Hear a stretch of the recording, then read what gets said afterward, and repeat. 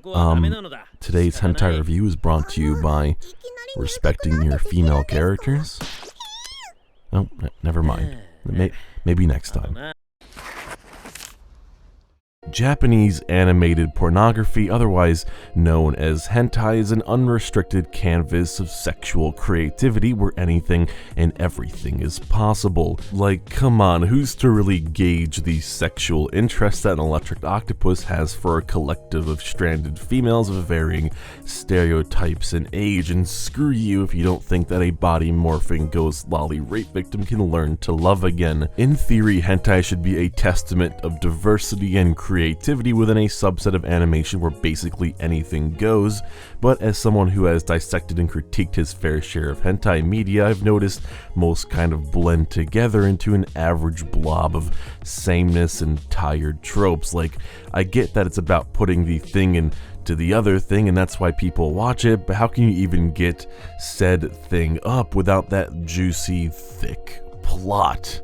And no, I don't mean that kind of plot. Pardon the long-winded introduction, I sometimes do that. Hey, my name is Anigami, nice to meet you. But if you like some monotone, dry delivery, the occasional joke, and hey, maybe even two if things get real crazy, and poorly structured over-analytical content on literally porn, then you're in the right place. Oh yeah, and speaking of poorly structured, the whole purpose of the introduction was to show why Rance 01 Quest for Hikari is a hentai unbound by the shortcomings of its medium that avoids the many pitfalls and tired stereotypes, while at the same time producing what is honestly an entertaining watch, sex stuff aside. Longtime fans of the channel may know my extensive relationship with the Rance series, ranging from uploading what was a visibly uncensored full-on penetration sex scene, I'm talking penis in the vagina stuff, and then somehow being able to appeal the strike that naturally followed, to my extensive playthrough of the original 1989 role-playing exploration game boasting more than 120 graphics, it's a lot of graphics, and of course that one time where Soft Garage, the licensors of the hentai series, striked all of my videos, nearly killing my channel. We like to have fun here, but despite the trivial peaks and valleys that were the video making process of any Rance TM, Soft Garage Please No Bully video, I can't say that my love for this series as a whole has diminished even one bit, and that is doubly true for today's topic, the 4-episode hentai series adaptation of said original 1989 title in the form of Rance 01 Hikari wo Motomete. It's a series that is not just a good hentai, but it's simply a good anime. Sorta, kinda, but I'll get into why a bit later. So, what is Rance? Well, first we must ask, who is Rance? The titular lead of this hentai, as well as the long-running series of games, Rance, just Rance, no surname, is the supposed hero of any of his given stories. He's motivated not by such petty things as love and justice, but instead by his pure sexual instincts. He's forceful, distasteful, and most of his morality and common sense fall by the wayside when a young woman of any level of attractiveness catches his eye. Rance is brutish, cruel, quick to anger, fast to judge, and walks the fine line between what is basically a villain archetype and complete scum.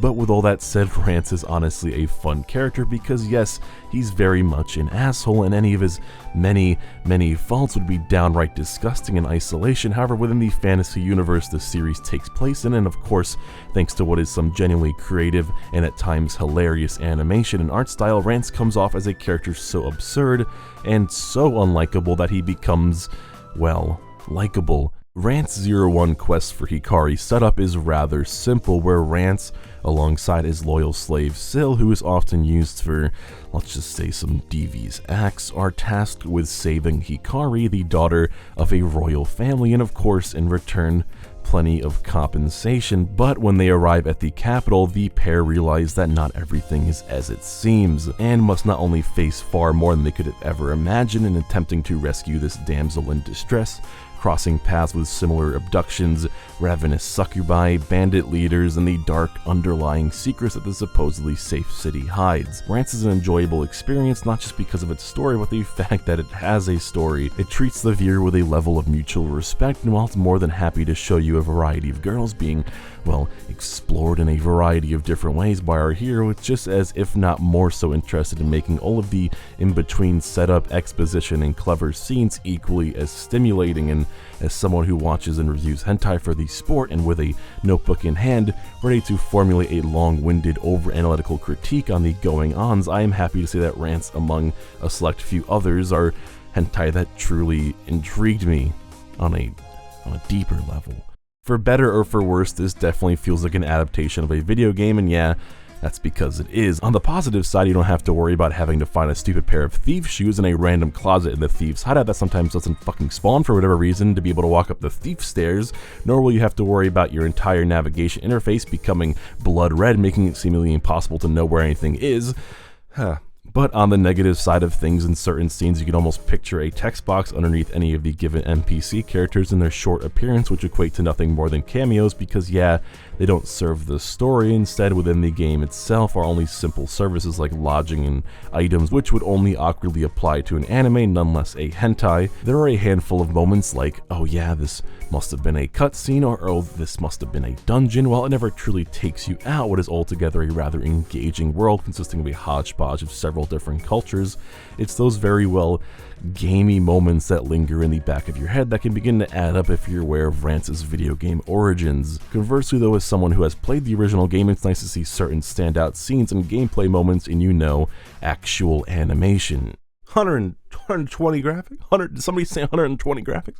Rance 01 Quest for Hikari, the animation is like that drunk, inconsiderate uncle you see once a year around the holidays. He's misogynistic, abrasive, and quick to anger, but every now and again he tells a really funny joke or says something so messed up you can't help but smile or laugh along with it. Sure, you never agree with any of what he says, and sometimes he goes a bit too far, but at the end of the day he's still family, and you care about his sorry ass. Also, there is an entire wiki article devoted to Rance's penis, so that's pretty cool. Ooh, wow, what a video. If you're interested, there's an Anigami community Discord server that I often frequent. I plan on doing more stuff there, and more people means more fun. Link in the description below. Thank you. Goodbye.